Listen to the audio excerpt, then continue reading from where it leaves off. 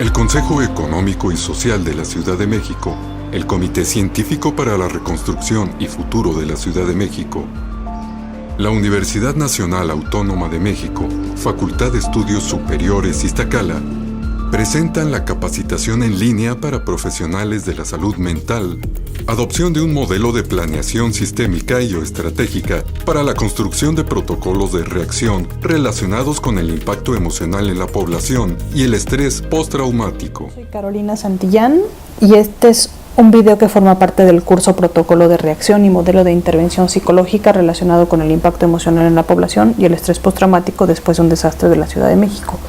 Es un proyecto financiado por el Consejo Económico y Social de la Ciudad de México y creado desde la Universidad Nacional Autónoma de México, la Facultad de Estudios Superiores de Iztacala. Estábamos comentando en el anterior video sobre la terapia de exposición prolongada, el marco teórico que es la teoría de reprocesamiento emocional de Foa y Cossack, y hablábamos sobre las características de la terapia de exposición y las técnicas más utilizadas para trabajar con las personas que presentan síntomas de estrés agudo, particularmente de estrés postraumático. Ahora queremos hablar un poco sobre qué es la psicoterapia cognitivo-conductual y entonces queremos desarrollar al menos dos ideas importantes. A diferencia de otro tipo de psicoterapias, veíamos que conceptualizamos a la mente como una computadora y la terapia cognitiva intenta comprender al ser humano como un receptor de información en donde todo el tiempo, con base a su herencia, con base a su crianza y con base a otros eventos estresantes que ha vivido, está intentando procesar todo el tiempo lo que ve, lo que vive, lo que escucha, pero que el procesamiento de los eventos que le ocurren no es un procesamiento objetivo, imparcial, sino que está sesgado con base a lo que les decía, a su herencia, a su crianza, a los eventos estresantes a los que he vivido. Entonces, cuando llega a psicoterapia una persona, nosotros estamos muy atentos a identificar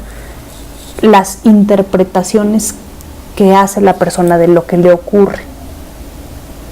Y la hipótesis central, según Aaron Beck, de la terapia cognitiva, es que la manera de interpretar los eventos que te ocurren es lo que determina cómo te sientes.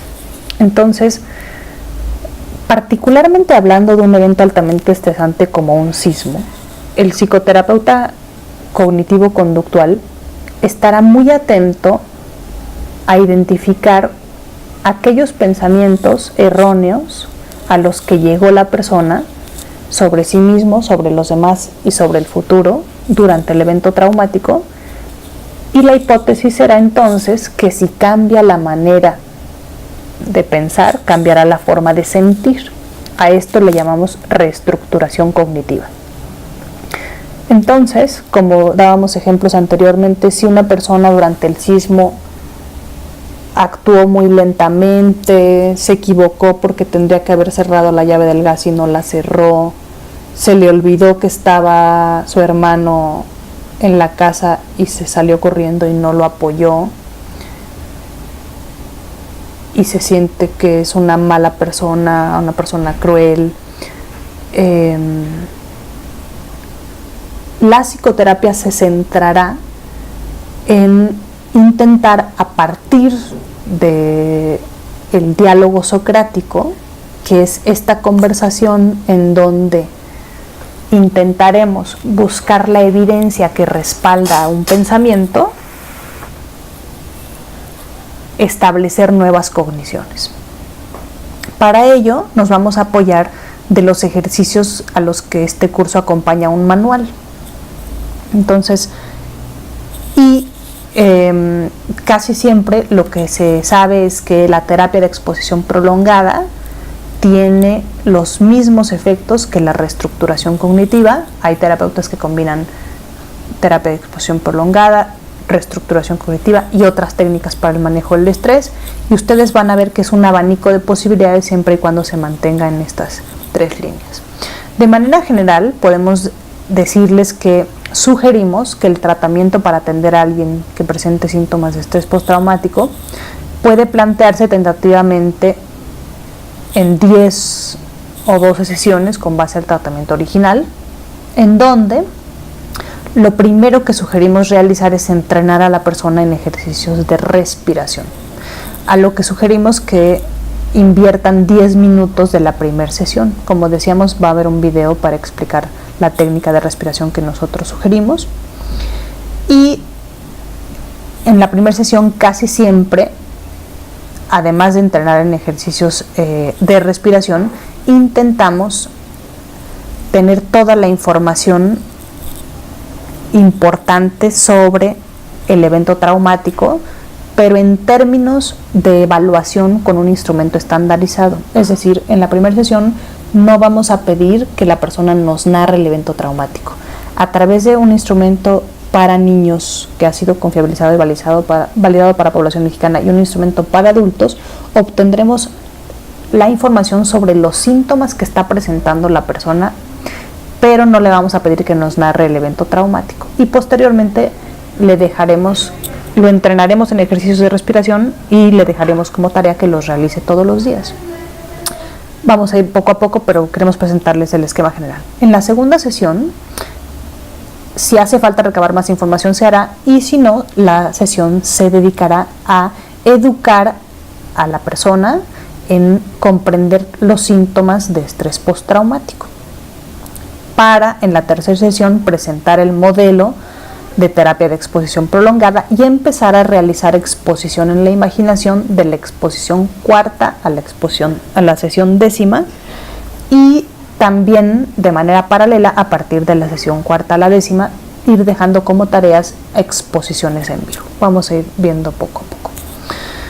Como decíamos, lo primero es evaluar. Entonces, ¿cuáles son las consideraciones que hay que tener en cuenta en términos del diagnóstico? Es importante distinguir cuando hay comorbilidad y no solamente la persona está teniendo síntomas de estrés postraumático, sino si está presentando alguna conducta asociada al suicidio, porque en este caso sería prioridad hacer una evaluación y canalización, si fuera necesario, primero con la persona con la que ustedes se supervisen, y en su caso con un psiquiatra o un psiquiatra. El suicidio es una conducta mucho más prevalente de lo que creemos.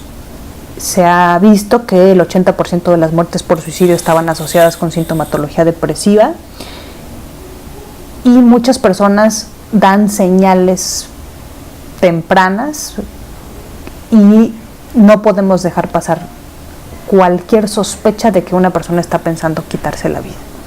Por lo tanto, si ustedes están atendiendo a una persona que tiene este tipo de conductas, es prioritario atender la depresión y las conductas asociadas al suicidio que atender el estrés postraumático. Es importante también, si los síntomas de depresión no son tan intensos, monitorearlos cada semana, porque la terapia de exposición es una terapia muy fuerte, y si una persona está deprimida, no está en condiciones de hacer terapia de exposición. Entonces, si los síntomas son leves, hay que monitorearlos. Si son moderados a graves, es la responsabilidad ética del psicólogo canalizar el caso, que reciba una evaluación, para asegurarse de que no necesita un tratamiento farmacológico, que sería un excelente apoyo para su recuperación. Y también es importante monitorear el consumo de sustancias, porque muchas personas que presentan estrés postraumático han utilizado alcohol y tabaco para intentar paliar los síntomas del trauma. Y nosotros vamos a compartirles en el manual un directorio de recursos a donde pueden canalizar los casos. Entonces, ¿qué es importante en términos del diagnóstico? Como decíamos, muchas personas que tienen estrés postraumático ya han tenido síntomas de algún otro trastorno de la ansiedad. ¿Qué caracteriza los trastornos de la ansiedad? Se caracterizan por una tendencia a poner atención a información que significa una amenaza, así como una tendencia a evitar la elaboración de esa información. Entonces, si tenemos a una persona que tiene síntomas de estrés postraumático que ya era ansiosa, podremos empezar desde la evaluación a considerar que esa persona en general utilizaba la evitación, evitaba exponerse a las cosas que le daban miedo, Y no solamente evitar exponerse, por ejemplo, a las alturas, exponerse a los juegos mecánicos muy intensos, exponerse a hablar en público, exponerse a inyectarse, sino que también se exponía a recordar situaciones desagradables, ¿no? En las familias a veces no le mencionen ese tema o no lo inviten a tu primo porque eso no le gusta. Entonces, a veces, cuando una persona que tiene estrés postraumático llega a psicoterapia con nosotros y ya tenía síntomas de ansiedad, es una excelente oportunidad para trabajar otros síntomas que eran parte de su personalidad y que pueden mejorar mucho con terapia de exposición. Ahora, ¿qué se sabe sobre estrés postraumático y la evitación? Dice que lo que distingue al estrés postraumático es una respuesta bifásica de alivio y negación, donde se alternan respuestas intrusivas y de evitación. Entonces, como hemos dicho en otros videos, muchas veces las personas cuando han vivido un sismo no quieren pasar por el mismo lugar, no quieren hablar del tema, no quieren ponerse la misma ropa, no quieren volver a vivir, regresar a la casa donde vivían, no quieren volver a escuchar la alarma sísmica. Evitar da un alivio, pero este alivio es pasajero y en el largo plazo va impactando la vida de las personas. Y aliviarse de manera temporal es muy agradable, sin embargo impacta y va poco a poco minando en el autoconcepto de las personas, porque empiezan a tener la creencia de que no pueden tolerar los síntomas. Hay que tener entonces mucho cuidado de que cuando se está empezando a trabajar con alguien que tiene estrés postraumático y se está haciendo una evaluación utilizando instrumentos estandarizados, vamos a ver que hay una combinación de evitación de los síntomas, pero al mismo tiempo hay una serie de respuestas intrusivas. Entonces, al mismo tiempo las personas están intentando evitar, pero también su cerebro está intentando darle lógica a lo que ocurría y está recordando, soñando, reexperimentando varias veces al día. Y esta respuesta bifásica de al mismo tiempo intentar evitar e intentar recordar es lo que está fortaleciendo los síntomas de estrés postraumático. Y eso vamos a intentar indagar cuando evaluemos. Y bueno, solamente recordar que cuando estos esfuerzos por reducir el estrés usando la evitación funcionan de manera temporal, pero en realidad hacen que los síntomas permanezcan durante mucho más tiempo. ¿Qué recomendamos para hacer evaluación? Hay dos instrumentos clave para hacer una entrevista psiquiátrica muy detallada, que son el Mini 20 para adultos y CASADS para niños. Son instrumentos que se aplican en aproximadamente 1 hora y media, para los que sugerimos que se realicen siempre en una primera sesión, y que además se incluya el instrumento más reciente de estrés postraumático, que es el PSL-5, que también está disponible, y que son entrevistas, les decía, semiestructuradas para no solamente conocer la presencia y severidad de síntomas de estrés postraumático, sino también para conocer si a lo largo de la vida la persona que nos está consultando ha tenido algún episodio de alguna otra problemática relacionada con la conducta alimentaria, con el consumo de sustancias, con la depresión y con todos los demás trastornos mentales, porque se sabe que en promedio de que una persona empieza a tener síntomas de una cuestión de salud mental a que es adecuadamente atendido, tardan en promedio entre 8, algunos autores hablan de 14 años. Entonces, cuando llega alguien a la psicoterapia con nosotros, tal vez llegue por estrés postraumático, pero es el momento idóneo para detectar otras problemáticas que no han sido adecuadamente atendidas. Entonces, vamos a poner, cuando ustedes se inscriben al curso, van a tener acceso a estos instrumentos para que idealmente en una primera sesión no solamente evalúen traumas, sino que utilicen 2 entrevistas. ¿Qué es importante en términos diagnósticos? Saber si el estrés postraumático es una cuestión aguda, crónica o tardía.